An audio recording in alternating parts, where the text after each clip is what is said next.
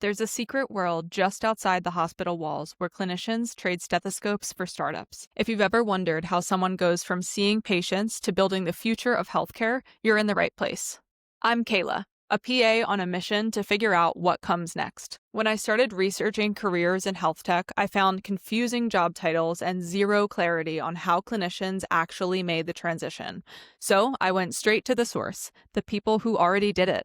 Each week, we demystify a specific career path by someone who's already living it, whether it's from the bedside to the boardroom, the startup, or something completely different. Whether you're planning your exit, passively curious, or already working in health tech, this is your insider's guide. Welcome to Corporate Espionage.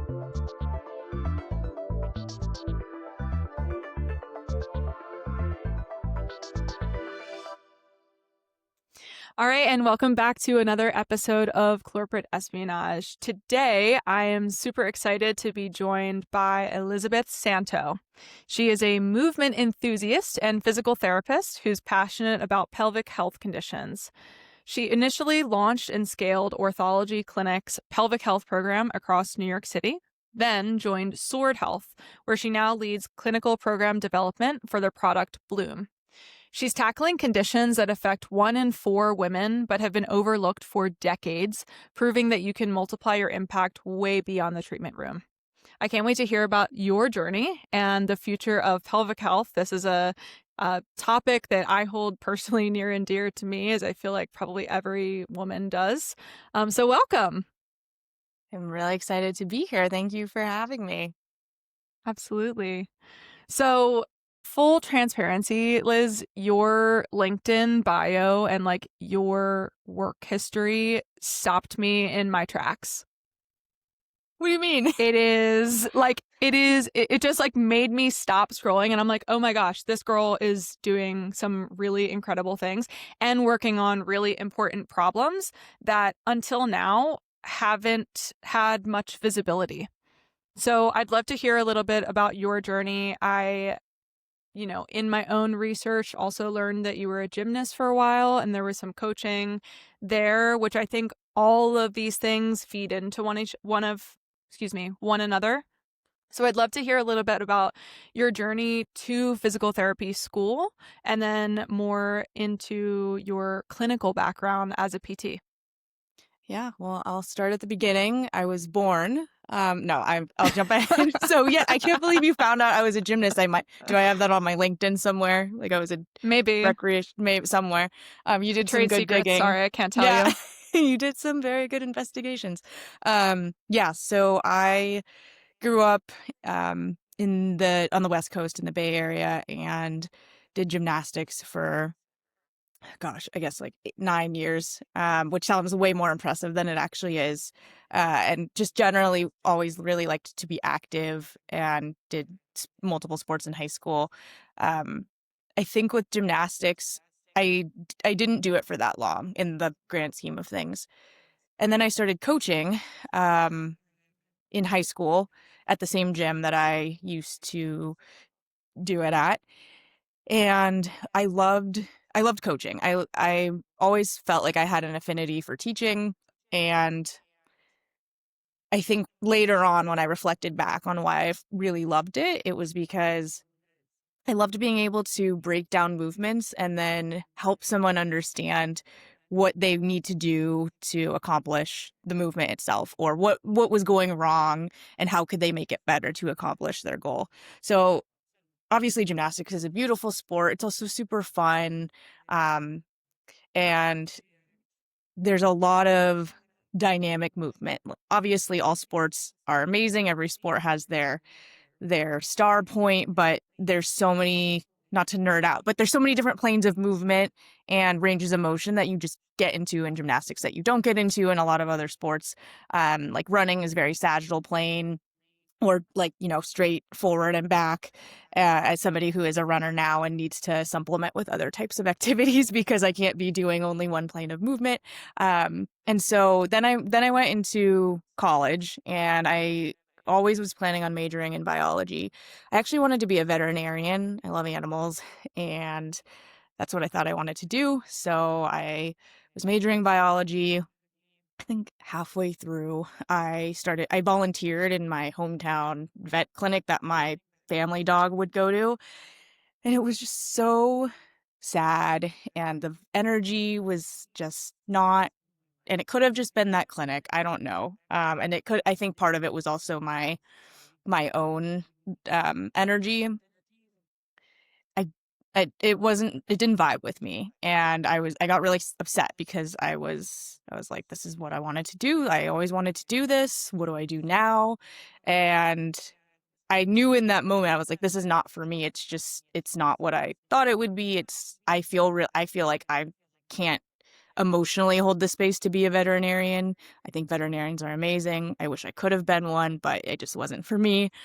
Um, and then a mentor in college, she was a physical therapist, and she, I was started asking her about her job, and it sounded really similar to all the things that I liked about coaching. So I started shadowing her and kind of just made the switch. I was like, this is perfect. All of my science credits don't have to go to waste. I still wanted to do something that was going to help people in some way. I just didn't really know what it was.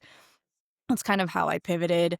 And then applied to school, got into a school on the East Coast, and came out here. It's a 3-year program. During that time, I actually went in with the intent of doing neurological physical therapy.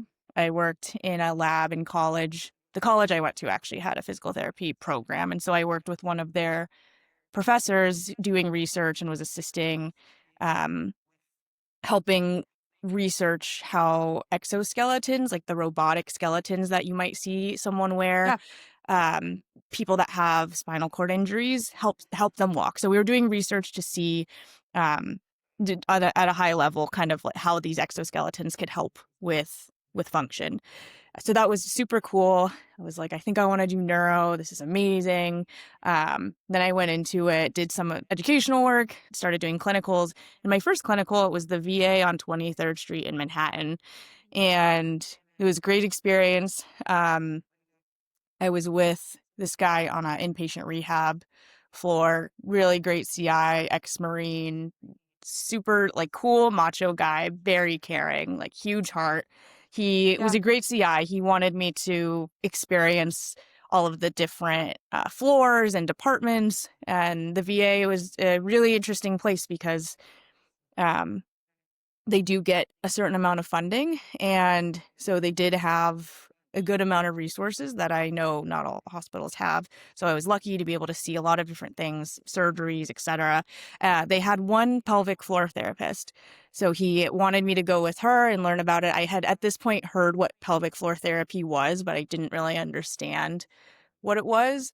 In PT school, when you do anatomy lab, and I think it's probably changing a bit now, but at the time I was in school, pelvic therapy was a thing, but it wasn't part of our curriculum in a formal sense. By the time I took my boards, it was like kind of extra questions you had, and I think probably now there's more required questions about it, so it's probably part of the curriculum. But at the time, I had no idea, and when you're doing anatomy lab in school, you go through every single body part and all the muscles and the joints and the nerves and the vessels and etc.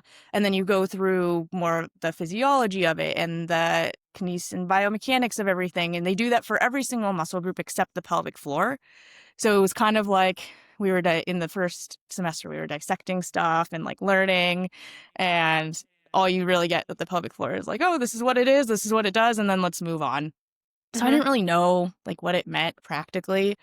So I spent one day with this woman and she like changed my life. And she Yeah. basically, yeah, she told me, she was like, yeah, when you uh, get older and people are like, I pee my pants now and I have to wear Depends. She's like, that's not, that shouldn't happen. Like, you don't have to do that. And I was like, what do you mean? Like, I was like, you mean you can do something about that? And she's like, yeah, people that have pain with sex, if it's like, a lot of times it's musculoskeletal in nature and you can do something about it. And I was like, oh my God, this is blowing my mind. I didn't know that all of these things that we as women normalize so much in our lives, and you actually could have a solution for them. That's Yeah. not surgery or not pills. And so that kind of really changed things for me. And in school, I then took a clinical education continuing ed course to then be able to do in my final year a specialized pelvic floor uh, clinical with an outpatient clinic in the city, which was great. So then I graduated. I had had another clinical with the company that you mentioned, Orthology. They are now part of Optum. And at the time, they were a United Health Group Ventures funded clinic. So it was an Okay. in-network clinic, but it felt a little bit more boutique. At the time that I was doing the clinical, they were only orthopedic, kind of sports orthopedic, had 5 locations in Manhattan, maybe 1 in Queens. And at the time, there was no pelvic therapy. The vibe and the culture of the clinic that I was at, I loved. And so I wanted, and the people. So I ended up getting, like, interviewing there, getting a job there. I really wanted to work there. Um, had expressed had expressed interest to our COO, who I still am good friends with to this day. He's awesome. Also a PA. And Nice.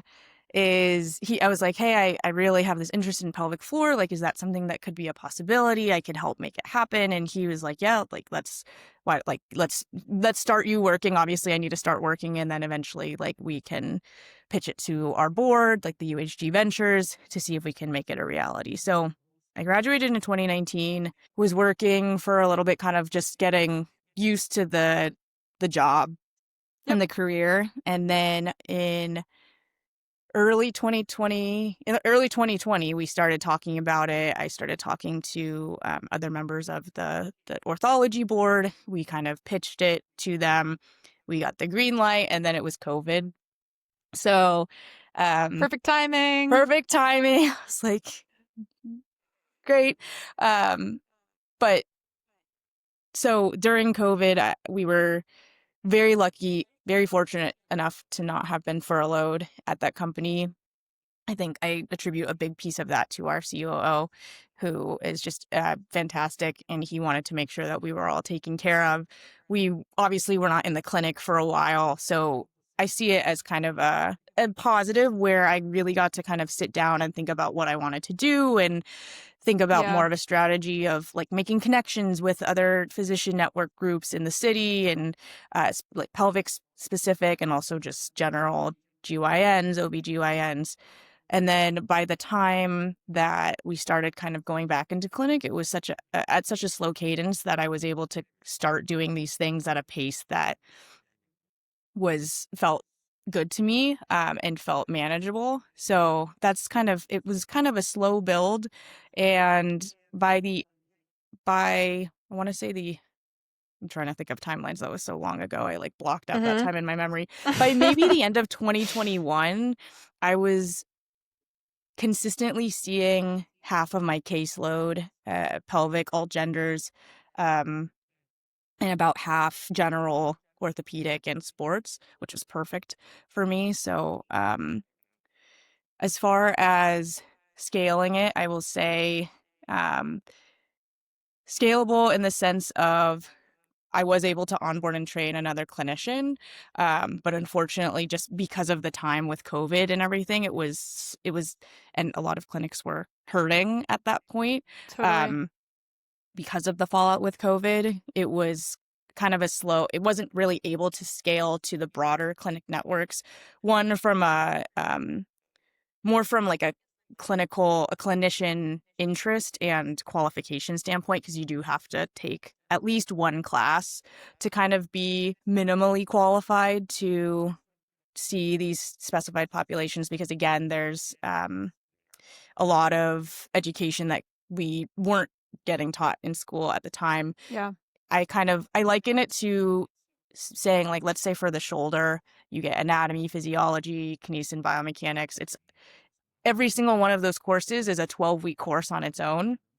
And so with the pelvic floor, it's a group of muscles. You just have to have those same courses. So it ends up being full day long courses where you learn almost, like, I wouldn't call it the bare minimum, but there are obviously levels and to the Yeah. series. So you do need at least, like, a foundation for it. I was Uh, wondering whether, as far as the educational component, you meant in a formal academic setting or like I'm imagining like a boot camp might be a accurate word. yeah, there are accredited Yeah. organizations that put on these courses. There's a couple main ones. One is the APTA, which is the governing body of physical therapy, and then the other one is Herman and Wallace. It's a privately owned company. They're thought of as like the kind of like, well, I guess the APTA is more the gold standard. Honestly, I think they're both very comparable organizations and continuing ed courses, but the two of those are kind of like the top ones, I would say. There are a few more that are also kind of like accredited.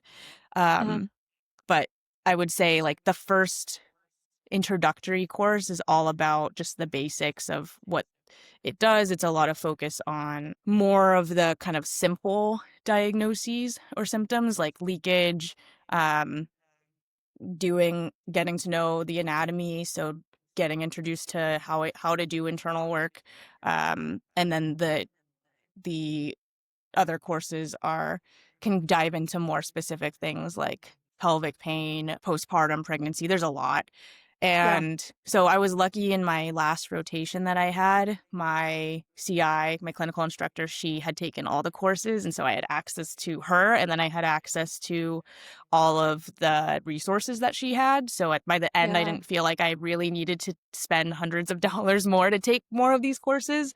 And by the time I wanted to take more of the courses, it was COVID. So I couldn't really, well, I could, Yeah. but it would have been virtual, which was fine. Um, and I also got a lot of in-person experience that I felt like kind of I didn't really need them. But yeah, Yeah. it's and you could, that's not to say that if I had a student that had taken one course or an introductory course, even in school, maybe if they have them now, like that doesn't mean that they can't do pelvic PT. It's more of just um like a comfort thing and just a baseline understanding of anatomy and function that I think For sure. personally I think you need to be able to go off of. Yeah, so then I was working doing kind of half and half. The I feel that the people that have pelvic health issues, especially chronically, a lot of times the medical system doesn't really understand, or they can do a better job at understanding the musculoskeletal component of pelvic health, because so often just the way that a lot of specialties are, right? Like you go to a urologist, they're specialized in urology. So you say you have pain, bladder pain, you go there, they're like, oh, you don't have a STI, you don't have any bladder infections, there's nothing on your cultures. And then you're like, okay, well, I'm having pain. And they're like, all right, well, just take Advil or you can go to like a gynecologist. I don't know. And then you go to the gynecologist and the gynecologist is like, well, they're like, everything looks fine. I don't know why you're having pain. If the urology is clear, then like, and I've had a lot of patients say this to me, unfortunately, that doctors tell them to go home and drink wine and relax. And so it's a lot of lack of awareness sometimes. And then it's also a lot of normalization that sometimes comes Yeah. from clinicians, um, which is again from a lack of awareness. And so especially as women, again, we normalize things so much to our life. We normalize pain. And so there's this whole kind of stigma as well, right? Where it's like, oh, like if you get pregnant and you have a kid, you're supposed to be in pain and you're supposed to pee your pants. And like, that's a rite of passage almost. Like that's so normal. Like if you don't do that, something's wrong with you. And so a lot of times in a chronic sense, if somebody gets to me and they've like, I've been having leakage for 35 years and like it's ruining my life, but I get through it. And these are all the compensations that I've developed to Yeah. make sure that people don't notice, or people in chronic pelvic pain. It changes your brain chemistry. They get to me and they're like, I've been to so many doctors and so many tests and no one can tell me what's wrong. And then finally, at some point, if they come find their way to pelvic PT, they're very emotionally involved, rightfully so. And so Right. what that means from like a practical sense is in PT, we talk to our patients a lot. Like we see them once to twice a week. It's 30 to 40 minutes appointments.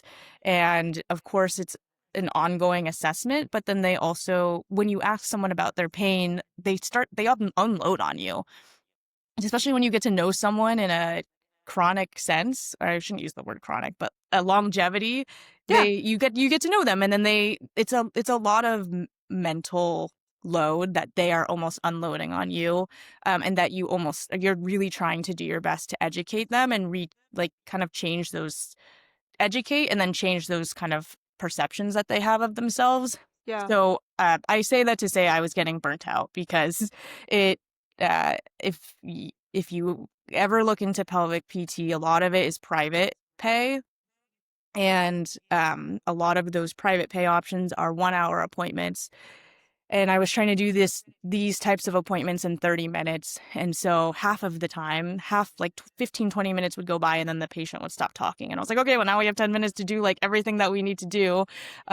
So it was just a lot in, not that sports and orthopedics is not a lot, but it's a bit more straightforward, and it's still a lot of like emotional and mental load, but it's a bit different, I've found. So I was getting burnt out. I was also having some personal, like family stuff going on at the time. So I think my emotional capacity was just Yeah. lower. And I was also getting frustrated. I had been working in the field for, I guess, only 2 years, but one of those years was COVID. And I feel like COVID really, I'm sure, accelerated a lot of burnout and frustration for Totally. everyone in the healthcare Yep. field. And so that was also a factor. Working for so long too, and I know you relate to this, like working for so long towards something that was your dream, and you were like, I'm going to help people. I love my job. Like I remember when I graduated school and I was like, I'm so excited. I get to go to work, and like it doesn't even feel like work. This is so fun. I'm so mentally stimulated. I get to help people. It's so fulfilling. It's like the best feeling. And then you really get in it, and you're in it, and the like initial excitement fades, and and you're like, what the hell is this? Can I swear on okay. You're like, what? Absolutely. Okay. Like what the hell is going on? I am I'm an insurance specialist. I'm constantly talking and fighting with physicians on the insurance network because my patient who has cerebral palsy I'm having to do reauthorizations for him every 4 visits. Like, why am I doing this? He needs PT twice a week. Why am I spending every 2 weeks, like, fighting for him to get a basic uh, services that he needs to be able to live his life independently? Yep. And so it was like that, and constant. And with pelvic health it was worse, like diagnostic codes. Just for example, pain with sex for males approved, pain with sex for a female sometimes not approved. And there, I won't go into that, but it was all of this constant extra stuff that was really frustrating. And kind of that's when I started to be like, I love this job, I love this profession, but this is ridiculous. Like, the system is so broken. How can I improve it in a different way? And so the options for me were, okay, I could continue to treat and could go private and charge a lot of money for a service that I love providing. And I think for me, there's nothing wrong with doing that. And I think we should be paid as like clinicians that spend a lot of time and money doing and like have a lot of expertise. I think we should get paid what we deserve to get paid. But I think for me, didn't feel like it was aligned with what I wanted to do. I really felt like I wanted to do something that was going to help create more access. And for me, that was a bigger desire than to continue to treat clinically. Sure. So yeah, so I'm thinking back to that time. I was like 27 years old. It's like, what was I doing? I just started like trying to look elsewhere. I was trying to be like, what else could I do to make this a reality and contribute to access in some sort of way. I was like, I could go back and get my master's in health administration. I was like, a lot more, more debt and school, and then what? Then I'm still in this crappy system that like I Right. hate. Right. Uh, and certainly there must be another way. And so I just started kind of like looking elsewhere. I have one mentor who was actually a former CI as well, and she's awesome. I still keep in contact with her, who had broken into the health tech business side. So I was chatting with her, trying to get her advice. I was just honestly like shooting arrows in whatever direction that I could to just get, now that I look back on it, I was doing market research of like, what do I want to do? Like, what are the options? What do I want to do? Where do I want to go? There's a million things that I could do.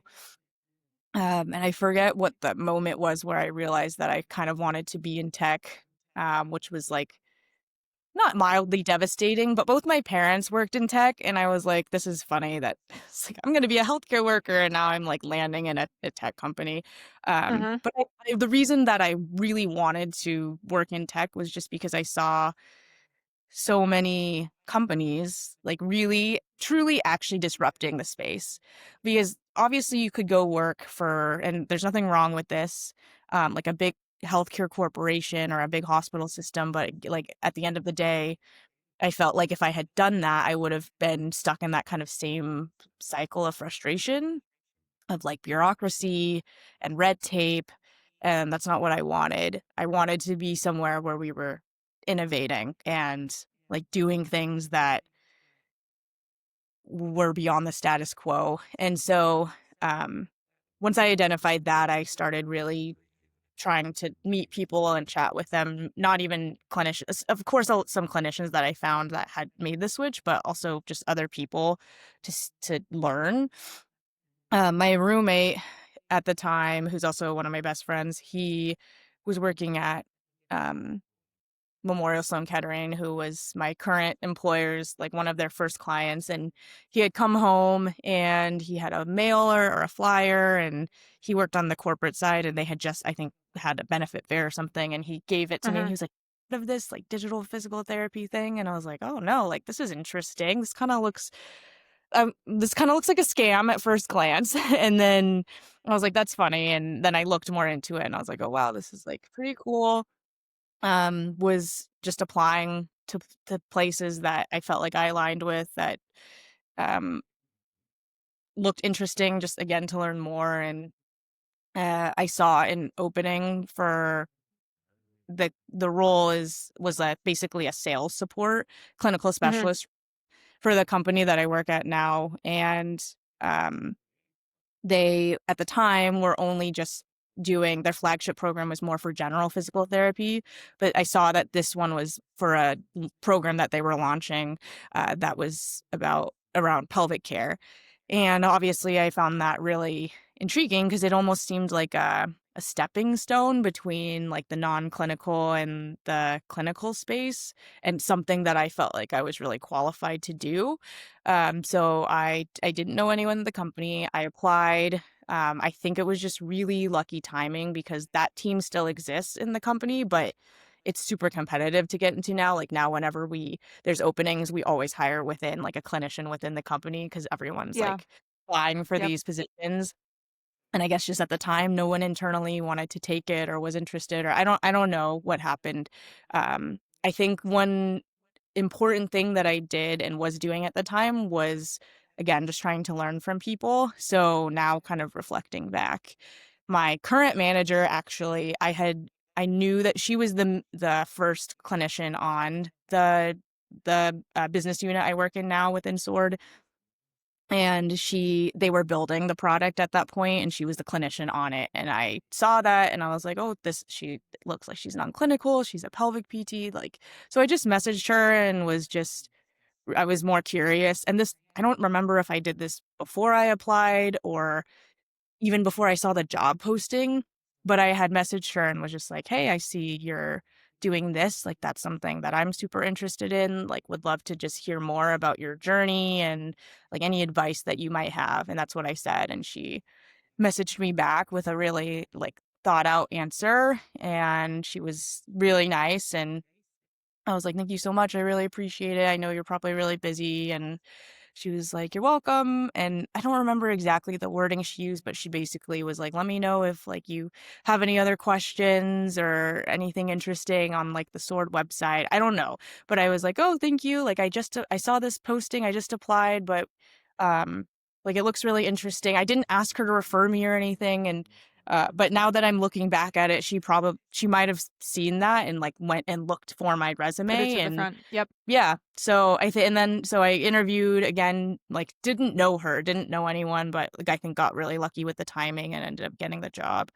Um, so that was in 2022, and started out as a clinical specialist. I was doing a lot of commercial support. It was really fun. It felt um high pressure in a way that PT, it was almost like another level of pressure because Yeah. your performance is tied to these big deals. And so that was really fun. It like uh, kind of pushed me to, it definitely pushed me in my public speaking skills a lot, which was, looking back, I was always really afraid of public speaking. Hmm.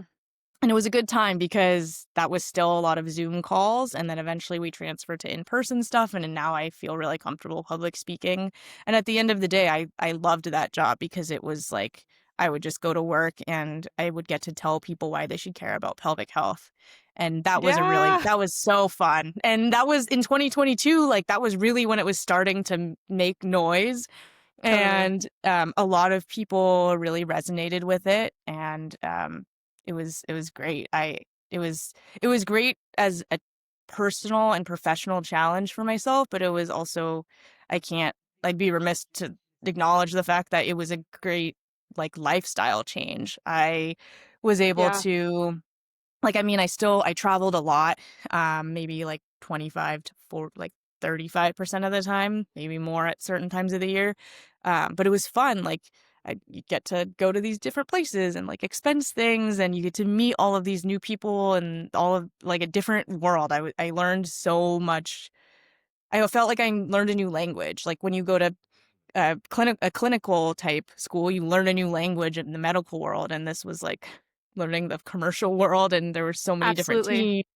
teams. Yep. So that was awesome, and it was a really unique position because I felt really appreciated by, it's a clinically positioned product, right? And so the way that our like the salespeople, they really lean into it and are like, they're like, the PTs are the focal point of this, and they're like, it's one-to-one human touch, and that's why it's so special. And then you demonstrate that and you talk to them, and it a lot of times goes really well. And to be honest, in the real world, like, not that there's a lack of individual appreciation for physical therapy, especially when you've done it and you go through it and you're in pain and you get better, but just like societal, like I feel like no one cares about us. Not because we're not important, but just like people are like, oh yeah, PT, you like do I movement. love PTs. No, I know. I just I know it's not just me, I know, and I think it's but so I get that. cultural. It's Yeah. so cultural. Like in Yeah. Australia, physios are like, they're so into Yeah. conservative care, and physios are like, they're like, oh yeah, I always see my physio first. And not saying that's the right way, but I think there's just a different type of westernized doc Yeah. MD. Like that's you know what I mean? Like it's this unsaid thing. And um so I feel like I don't know how many people have told me, not, I mean, it hasn't been an absorbent amount, but people that are like, um I don't know, something along the lines of like, "Oh, doctor, like I need to be seen by a doctor." People think we're like health coaches sometimes, and then they learn and we teach them so much, and they're like, "I had no idea this is what it was." Yeah. And that's not their fault. But anyways, so I felt the job was great because I felt really appreciated, Yeah. and that's not always the case. So yes, and then, sorry, I've been rambling for like half an hour, but and then I So much good information. yeah. So I joined, I was doing a lot of sales, commercial support. Um, the product launched, and I was just lucky in the fact that, right, like there was only, it was a lean team. Had the opportunity to have a relationship with the person who's now my manager, and she was doing a lot, and she still does a lot. But at the time, I was really eager to do more and kind of continue to learn and understand and learn in different areas and spaces and more about how the business worked. And so she would give me projects that I could do. And then eventually she needed someone on her team, and it worked out that I was able to kind of make the switch, obviously with the understanding of what the job was. And so now what I do, and it's been really fun because we've kind of built our own roles and designed our own roles. I think of our project as like a startup within a startup. We have different business units within the SWORD umbrella, and so there's a core team. All of them are general manager units, and there's a core team in it. So there's product, marketing, operations. And when you think of like the clinicians who you might see if you did our program, they're on the clinical operations side. But then there's also a clinical core component team, and that's who we are. And so it's fun because I initially started out with the transition kind of continuing to do a lot more commercial stuff because that's what I was doing.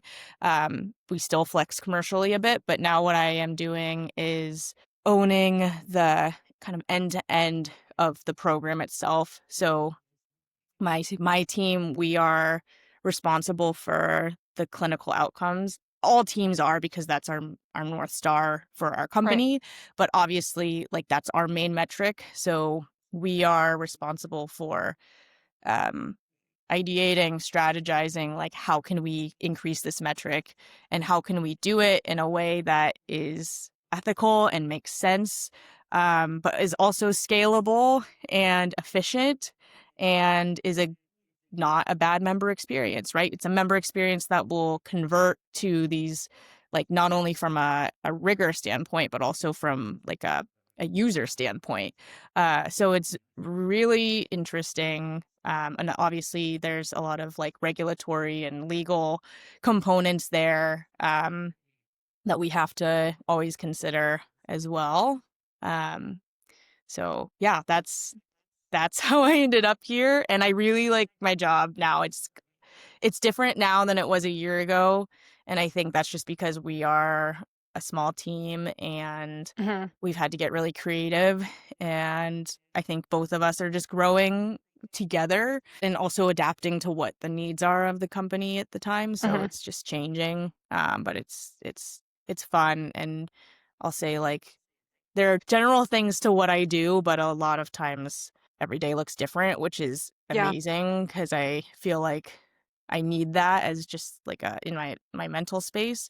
And I like to joke that we joke like as a company that if you take off more than even like a week, it's you come back and there like things could be completely different. Like things can change. I'm like, I can't even imagine going on a maternity leave and coming back and it's a whole different company, or like there's 3 new units or whatever. Like there's so much that changes all the time, and sometimes I'm like, oh my god, and sometimes but a lot of most I love it. And I actually told my manager today, I was like, the way I describe this company, and I don't know if it's exclusive to this company or if it's the startup world.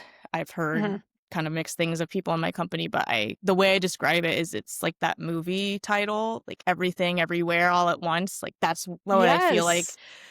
my days are for the most part, and it's chaotic, but it's cool, and it's everyone at the company is really passionate and Yeah. mission driven, which is obviously I align very closely with the mission, which is to free 2 billion people from pain. And obviously I align very much with that. And like where I'm at now is I do feel very fulfilled just knowing that we've created a lot of access for people that wouldn't have, especially pelvic, like just wouldn't have the access Yeah. otherwise.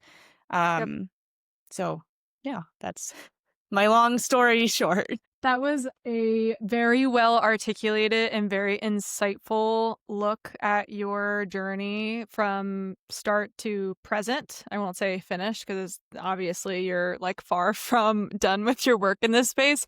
I find it really inspiring and really reassuring that you identified your mission and you were literally living your mission. I think that there is something to be said about figuring out what is most important to you and finding a company that aligns with your goals and with your mission.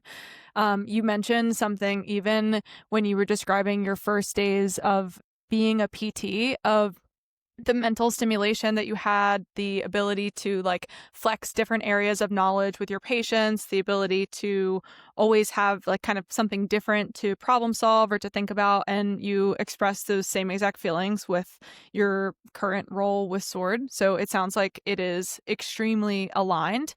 I'm curious if you reflect back from where you're at now and what your day to day looks like versus when you were working clinically, is there anything that you grieve about being a PT day in and day out? Is there anything that you feel like you lost along the way? And I'm also curious of what you feel like you've gained from making the switch. So my company is fully remote. There are offices around, but for the most part, especially in the US, like everyone is remote. We do have an office here, which is great. I try to go in like once a week. Um, but something I realized was before, especially before we had an office here, is that something I loved about PT is that you really get to know your patients. Like you really get to know them. You create relationships with them, and you like know them on a personal level to a degree. You really get to know people and their lives, and you see them every week, and then you like formulate these relationships and you have conversations of like, oh, how are your kids? Like, oh, how was your trip? What's going on this weekend? And like that was really fun. And so obviously you're working but if your visit times are like 30, 40 minutes, sometimes you're just there and you're like having fun. And in the outpatient space, especially where I was, like I loved my work colleagues. Like I loved them. I still go see them. I'm still friends with them. They like all came to my wedding last year, and um, they're just like fun people to be around, like good-hearted people. And so a lot of times patients see that and they like feel that, and people come at similar times. So sometimes it's just you feel like you're hanging out sometimes, and just like shooting the shit and talking and like socializing. And Yeah, that's something that I miss about that is like the relationship building. Um, and the other thing, I love my company. I love the people there, and I do make it a point to take time and like talk about things that are not just work. And especially with the office here, I do feel like I have that connection, but it's just different. Like it shows up in a different totally. way. Yep. Um, the other thing I miss too is people really express gratitude to like how you made them feel better or how you helped Yeah, them make them feel better. That happens at my job. Like we have member testimonials, and I see that a lot, and I do get that feeling, and I'll go to that channel a lot, and it's really great. But I think um, I still have like a couple private clients, and so I'll still get that feeling from them. But the feeling of just like really helping somebody feel better one on one, that's the thing I love about being a clinician. And I still get it. It's just different. But I would say I remember there was a time, maybe like in the middle, like my second year of clinical work, where I was like so tired all the time, and it was COVID, and like I felt like no one appreciated healthcare workers, and it's also just a draining job. yeah, And but at the end of the day, and I was also working 10-hour shifts. So I would be like, and I was working 12 or 10 to 8. So I would like get home late. I would be taking the train home late. I would get home at like 9. And, but I remember being like, I still feel so fulfilled. Like I feel like I'm doing something good. And I still feel that I'm doing something good. And it's like kind of that next level of like, I may not be working directly with patients or members, but I do see the output and I feel like the impact is different. Right. But that is something that I miss sometimes. There's a palpable difference to, I mean, even like delivering care virtually, right? So my company did sort of like a pilot of a telehealth program, and all of us were expected to participate in it, which I was really excited about because I feel like telehealth is great and there's plenty of opportunities for it in the urgent care space. But you're so right in that there is a huge difference between direct patient care. I mean, like, even just the sensory aspect of when I put my hand on someone's shoulder and I listen to their lungs, or like I listen to their heart, or I'm, feeling their neck. Like, it's so personal, and like there's a sense literally of like person to person connection and like intimacy and trust that you build. And I'm sure even more so when you're dealing with pelvic health conditions, because that is something that shows up in pretty much every single aspect of someone's lives. So no doubt there is a huge loss of like the in-person relationship building sense. But it sounds like you still have some private clients as well, so you still practice clinically. I do, yeah. I have a couple private clients. Before I made the switch, in my head, I had this preconceived notion that it would be really different, like Yeah. seeing someone digitally versus in person.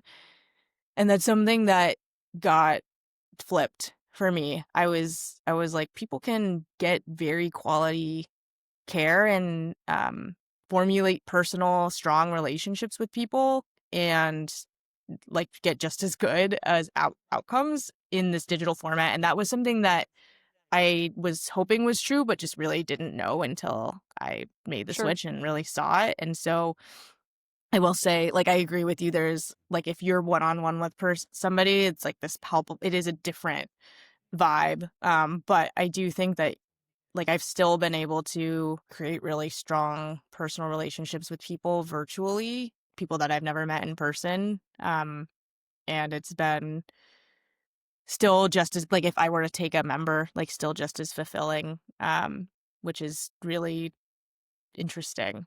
And Yeah. sometimes, especially with pelvic, something that surprised me too was that almost the opposite happened where people actually felt more comfortable sharing because it was virtual versus sometimes in person it's can be really intimate, like you're like you have to put your finger where to assess what, like, Yeah.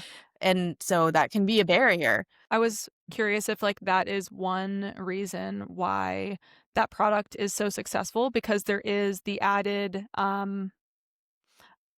not like anonymity, but I think some of those conditions also come from people like not fully being in their bodies. And Yeah. when you have someone sticking their finger where to evaluate you or treat you and like give you manual therapy, that is very much so a moment of discomfort just psychologically for some folks. So that's a Yeah. huge advantage to that product as well. 100%. And obviously everyone has a different preferred mode, and that's really what like equity is, right? They're what will work best for them. And so we're not here to replace in-person care. We're here to supplement it for people that maybe don't want to do it in person or can't do it in person or want to do mixed in person, digital, whatever works best for their life so they get an outcome and comply. But yeah, it's been really interesting to hear feedback from members like I'm so much more able to do this because the fact I can do it in the comfort of my own home and like no one's there. And I actually felt like it's because I obviously have done the program and tried the Yeah. product, and it's so different. So in person, what could happen is like the biofeedback is the clinician's hand or finger, right? Yeah. Like you're All like, subjective. yeah, and you're giving them feedback on what they're doing because just moving your pelvic floor is very non-intuitive. No one ever tells us how to do that, and no one does it right the first time, and that's okay. Um, but so there's like a external biofeedback happening with like a device that gives you the biofeedback. It's still external biofeedback because you're using a device, but I almost feel like you internalize it differently because like you are seeing it in real time. It's just a different mode. And I do feel like people sometimes learn it better. I actually had a friend who tried the product, and she is a physical therapist. She's not a pelvic health physical therapist, but she's very in tune with her body. She's like, used to be a professional dancer, and she did the product. Hmm. She did the program, and she was like, Liz, I can confidently tell you that I've never used these muscles before in the right way in my life. Like after she did her first session, and I was like, yeah, that I That's believe incredible. you. Because so much in clinical practice, I would tell them they're doing it correctly, and they're like, I don't really know. And I think this really helps connect the dots for people, or can help connect the dots for people. Did I answer all of your questions? I think I know you Yeah. asked 3 of them. Okay. Yeah, you did. So I'm curious as far as program management goes. I think a big barrier for clinicians looking to expand their reach and to maybe explore more non-clinical roles is the nature of job descriptions for being very vague and kind of blending into one another and being difficult to decipher and to really parse out, like, okay, what does a program manager actually do? What does a product manager actually do? Why are they different? Why are they similar? And then what does XYZ? I know that you have shared how much your role changes on a day-to-day basis. But if you were, in your own words, to write like a short description of what a program manager does in the specifically like in the health tech space, how would you describe that role? I probably will not be as brief as I would like to be, It's okay. but I will describe it in the best way possible. So if you think about like the product is what you're seeing on like and as a member, right? In the sense of like it's the app interface, it's like the gamification, the product. Part of our product is the biofeedback tool, like what comes in your kit if you are a member of our program. There's obviously product strategy. So a product manager is responsible for, I'll say, just like, and it's tough to your point because there's a lot of terminology, and Nuance. not product manager doesn't mean what it means here versus like over there. Yep, Um, totally. but I will say product manager generally, or a head of product, they are the owner. They take ownership of the product roadmap strategically, and then from there on are able to obviously be able to help their team execute. So let's say like if I was a head of product somewhere and our product was, I'm trying to think of something really simple, chapstick or something, and I'm like, what kind of features are we going to add to this chapstick? Like I'm deciding that alongside like probably the strategic leaders of the company, and then I once we kind of align on that and decide what the roadmap is, then I'm delegating and working with my team who are probably engineers and other like product leads to help make sure that those features um, get built, are launched on time, they work, and then working obviously with the other leaders that might have implications to, like the designer who needs to design the label of the chapstick. Sure. For program management, if you think about like, so we have a program that has an app on it. The product is the app itself. The program is the program that lives inside the app. And Hmm. so, and that's oversimplifying it, because when you think about a program, you then think about the end-to-end journey of what the member will go through. So like for a health program, you think about, okay, like where are they starting? How are they getting into the program? Once they get into the program, what are the steps from there? So they have to go through enrollment. So you own like the more tactical stuff inside enrollment. If there's anything that we want to take out or add in, you're helping to manage that.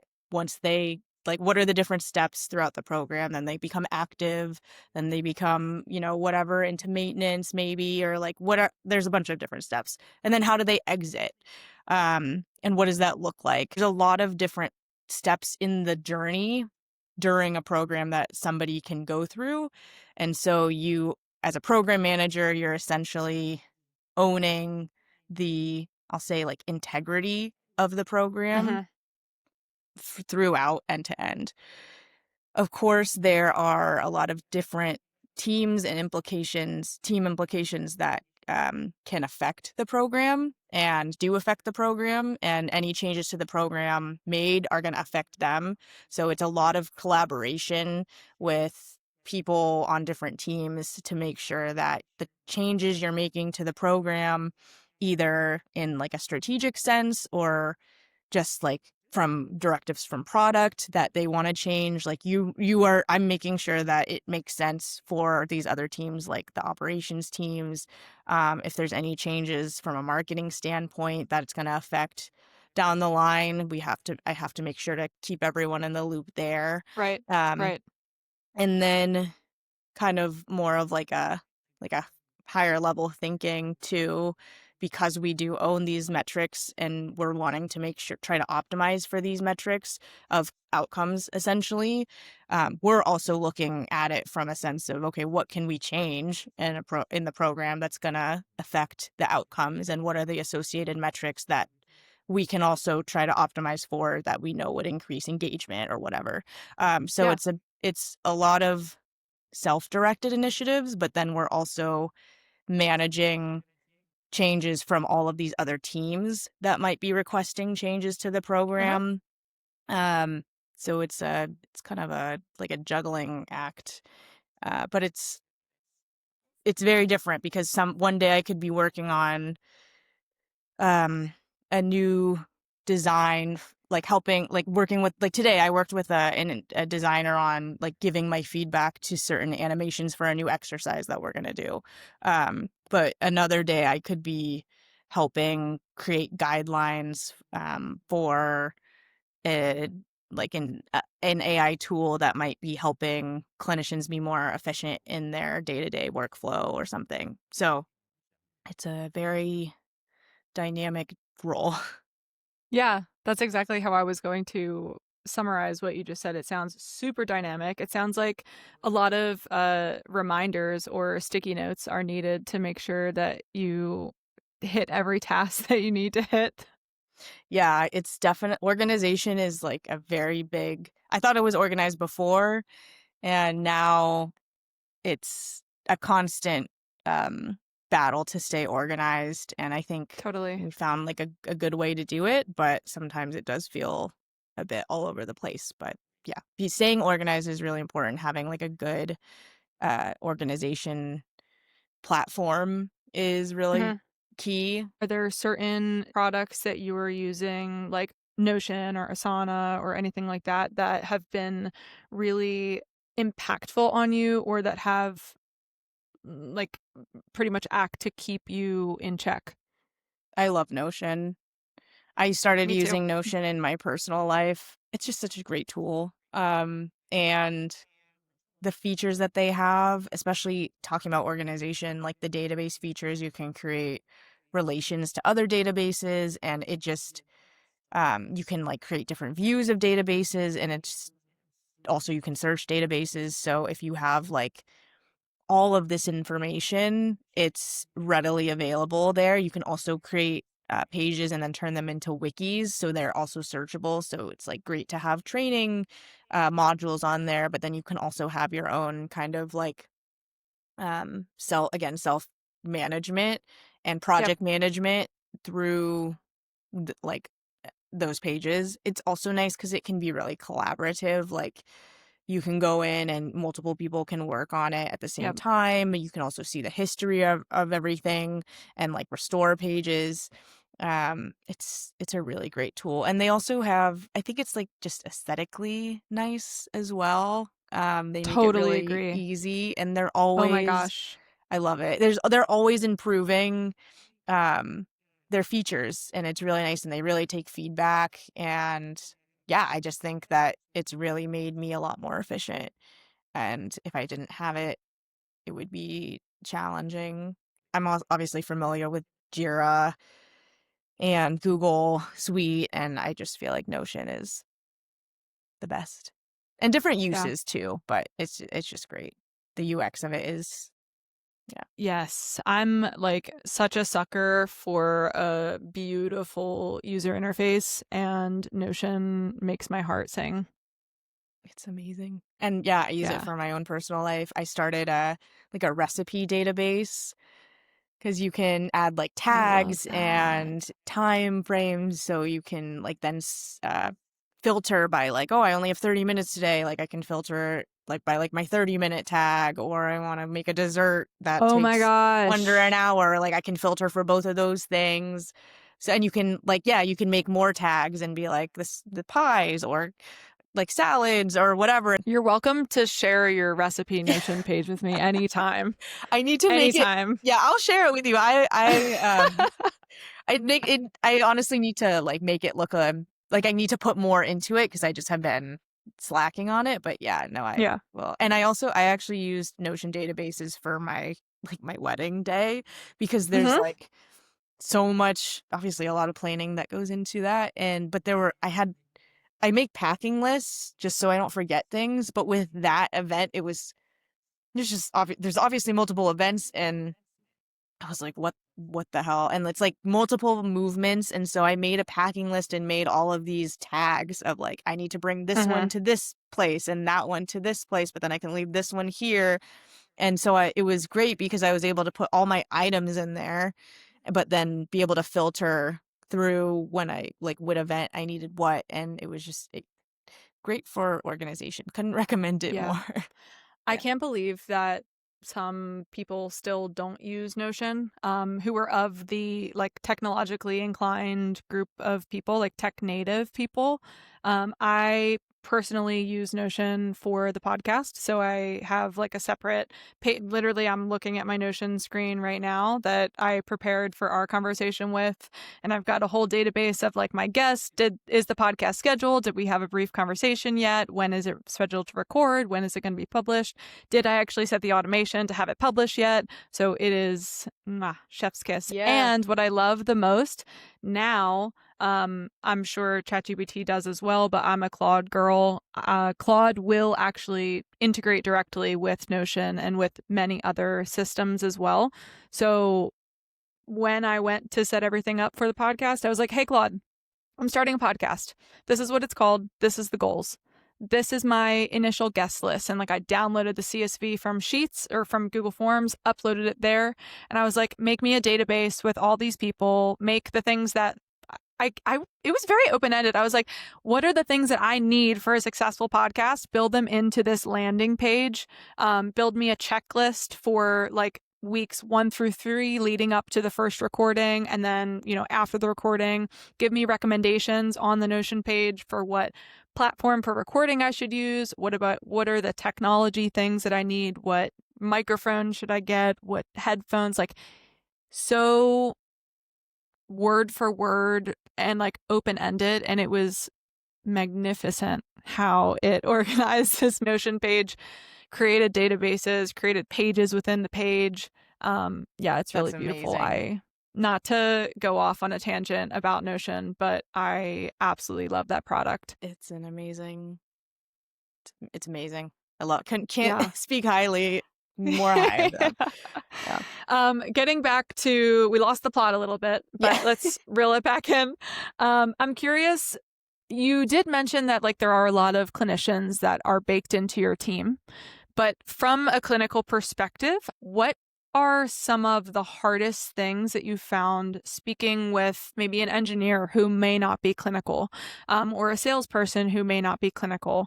What are some things that you have had to integrate into your communication that really brings them on board, if there is any resistance? Yeah. Really great question. So that is something that I am like my team has definitely learned coming from a clinical space, kind of navigating uncharted territory, and now having to collaborate with um, different types of people, and not just different types of people, but people that have different incentives, right? And so Uh-huh. as a clinician, we're so, and I'm generalizing, but I think as clinicians, we all have the ability to critically think. Obviously, we're taught that in school, but we are taught, I think, in a very specific way of like, okay, going back to evidence-based practice, obviously, like it's patient, clinician, evidence, like there's a mix of that. Like the balance can be thrown off depending on the situation. We're not really ever challenged with anything on like a non-clinical front. And I mean that in a um like non-insulting way. Yeah. And so, right, like they don't teach us how to run businesses or how to start businesses because that's not on our board's exam. Uh-huh. And so when we get at like and also as a subject matter expert, a lot of times they're asking for your input from a clinical lens. And so when you start to work with people that are engineers or in product or in ops or whatever, and you start to just give your clinical input of like, oh, how should this product be built and why should it be built this way? You really have to think about like what are the goals of the other person, Uh-huh. and that's something we know how to do from being in clinical work. Like what are the goals Right. and incentives of the other person and why should they care, right? Like Yeah. we get challenged all the time. Yeah, we know that works clinically, but is it actually going to improve what we want it to improve? And if so, how do you know that? Like, where's the evidence of it? And in this case, the evidence a lot of times is we have to look through the data and like really be creative and come up with ways that we can prove that this is, or we run a test, right, to prove that our idea is actually worth investing resources in. So, um, I will say I've been lucky that a lot of the people that I work with really are appreciative and respect clinicians. But I think a big piece of it is similar to in-person clinical work, like understanding the goals of that person and then formulating your thought and argument into something that they might also want to invest in. The other thing is Yes. that I've learned and probably have not demonstrated very well on this call is to dumb things down and be short, be brief. Like don't get too and I've also experienced this. I work with somebody who is so smart and I work with her a lot. She is in algorithms and she's like the smartest human and I love her, but sometimes I'm like, you need to stop talking and I don't know what you're saying. Like dumb it down for me. I have no idea what you're talking about. And so I think especially like I think for all clinicians, like our intuition is to just over explain because we want the patient or we want the listener to have all the information and education possible, but sometimes you just really need to simplify it and Mm-hmm. stop there. So I think one of our superpowers as clinicians who treat a variety of patients, of individuals, is the ability to be a translator and assess in the moment what that person needs to hear. Like, how do I explain this? A very baseline example would be, how do I explain the same condition to a healthy 15-year-old who has like way different motivations for getting better than a moderately healthy 55-year-old? yep. Like, how do I say, Bud, like, I need you to take a day off of football because you have a big game on Sunday and today's Thursday. Like, I need you to stay home because if you don't get better and you don't actually rest, you're not going to be able to play on Sunday. Versus for the 55-year-old, it might be like, oh, your grandchildren are coming into town, or oh, you can't go out to breakfast on Sunday, let's say, with your girlfriends.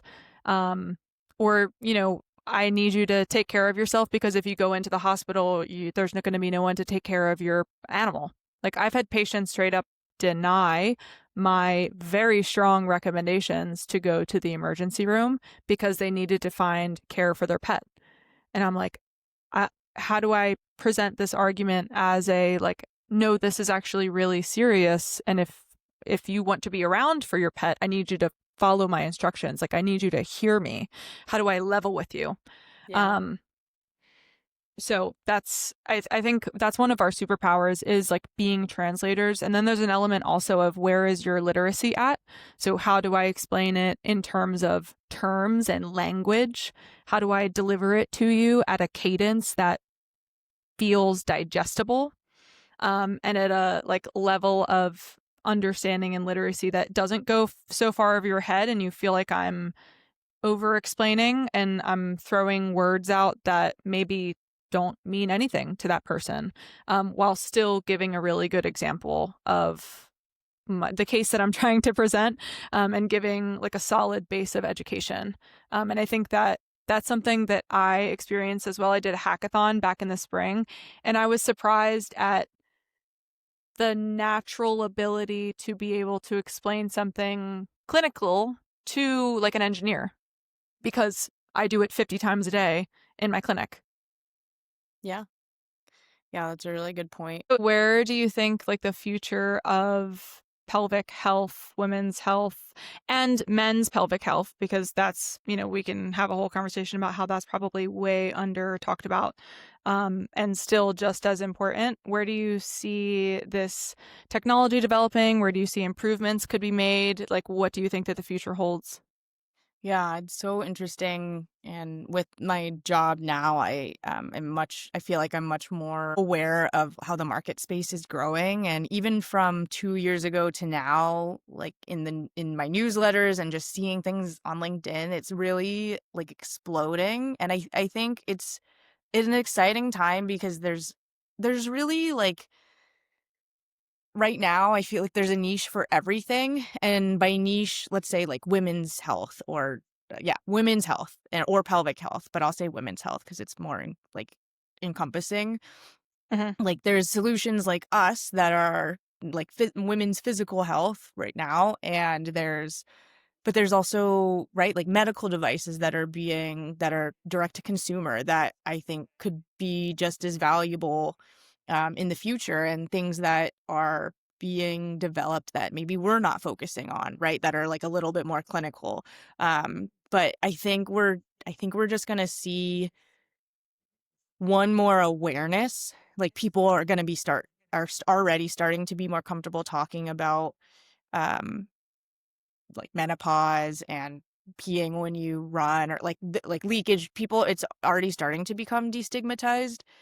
I also think things hopefully will start to become um less siloed, because especially so much of chronic health conditions, but also women's health, there's so much that it needs to be integrated, right? Like endometriosis, chronic condition, Hmm. implications for all these different providers, all Yep. nutrition, PT, MD, PA, like functional medicine, sleep, whatever, like everything, pain management, everyone needs to kind of be involved. And I see that not just exclusive to chronic conditions, but really, right, like the person as an individual, and like through multiple life stage support. Because what happens to you when you're 25 is definitely going to affect you when you're 62. And so I'm hoping that, and I think this is the way the space is going, things will continue to integrate. Like we'll see a hopefully better continuity of care within the Yeah. digital space. um, I would hope to in the non-digital space, but I'm not in that space right now, really, and I can't really Yeah. predict what will happen with so many other considerations happening. But I think in the digital Yeah. space, we will continue to see an improvement in continuity of care, and better like continued access. That's what I think really excites me about digital care, is that, again, like there's a lot of different markets that you can go into for digital care, but they really are disrupting kind of the traditional model and giving people access to things that and programs that are not available in the traditional space, where you really have to know how to navigate and have the awareness that of knowing something's wrong, but then also knowing where to go and how to advocate for yourself. And that's like the biggest battle. So I hope that having access to a lot of these programs via health insurance or like the government or whatever, will help just empower people to be able to take care of themselves and not hate the medical system and not hate doctors and clinicians, Yeah. and feel more in control. And and yeah, that's all I have to say about that. Feel more control in their life and their health. I hope the same things. I think that it would be really exciting to continue to improve access to these therapies. Yeah, I think a lot about wearables because Yeah. that's so much at the forefront of kind of mainstream right now, right? Like Whoop and Aura Yep. and Apple Watch, and just especially with the integration of AI, I'm seeing a lot of opportunity. And also, I'm like, Aura is already doing this, right? Like biometric prediction and monitoring. And Yep. I think that is only going to improve. And I know in Singapore, there was an initiative with the government years ago that the Singaporean government gave all of their citizens this wearable to help with it. I don't know a lot about the initiative, but I know it was an Mhm. initiative for them to like monitor their metrics and like know their heart rate and just be more aware and of their health and maybe more inclined to take care of it. And I think that that is something that will only increase. And I hope that it happens in a positive way for our society. Because That I would know be people have awesome. feelings about it too, of like feeling too connected to your metrics and your step count and everything. But I Yep. think there is a way to finesse it where it truly is something, especially like for people that have known conditions, could be super Yeah. valuable to prevent catastrophic things. But then also like proactive monitoring for if you feel like relatively healthy, and maybe like these biometrics can catch things that maybe let flying under the radar, and you can go get them checked out before it also becomes catastrophic. Agreed. Agreed. Great. Well, Liz, this conversation was so great. It was so nice to get to know you a little bit and talk to you today. Thank you for your time and your knowledge and your fantastic energy. I really appreciate it. Yeah, thank you for having me. It's an honor, and I'm excited that you're creating this type of content because I know, can relate when I was really trying to understand where I could go into the non-clinical space, into the digital health space. I had really no idea what I was doing, and would have loved to have a resource like this to learn about other people's journeys and like have more confidence that something can happen for me, um, as somebody who's a clinician looking to make an impact in another way. So Yeah. excited Thank to you. see more of your journey too. Yeah. Me too. Who knows what will unfold? Okay, so if the listeners, number one, because we are pro women's health, if they want to learn more about pelvic floor therapy and either what you guys are doing at Sword or other great resources for this topic, where can they go?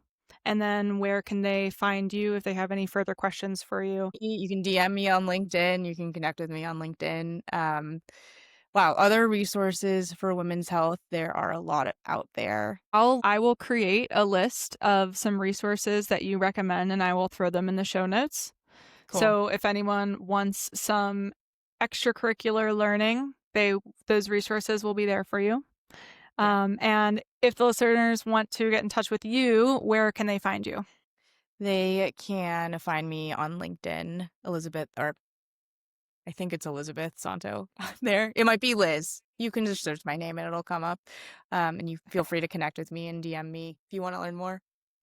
Perfect. All right. Well, thank you again, Liz. It was so great to talk to you today. And I'm really looking forward to what you do in the future. Thanks so much. Thanks for having me. Yes. Thanks for tuning in to another episode of Corporate Espionage. I really learned a lot today. I hope that you did as well. And if you are a clinician who is pushing the status quo of what it means to do what we do, feel free to reach out. My LinkedIn will be in the bio as well as my Instagram. Be sure to like and subscribe and give us 5 stars wherever you listen to podcasts. We will see you next week.